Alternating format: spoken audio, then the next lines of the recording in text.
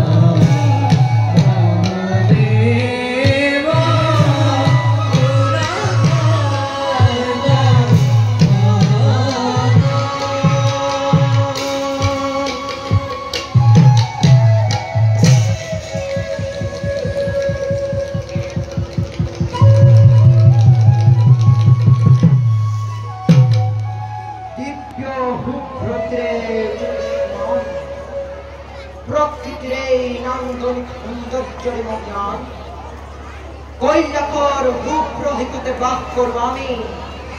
আমি জগতর ঈশ্বর দরিদ্র হংকরে পরম ব্রহ্ময়ামাকর শেষদন জীব হংহারর হেতু এই হে হংহারর দায়িত্ব পালনে সৃষ্টি ধারা তার কর সুরক্ষা জিতেন্দ্র মহাদেব তথাপি আদিত্য ভক্তগণের আহ্বান আমার এই কঠিন হৃদয় করুণার উদ্যোগ করি মনোমত বর প্রদান করি জাগতিক ইচ্ছা পূরণ করি ভক্তগণ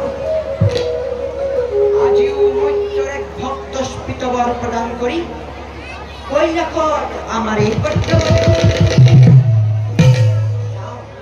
নৈমিত্তিক কার্য করি পার্বতী হমে করব নিগুণ হরির কথা।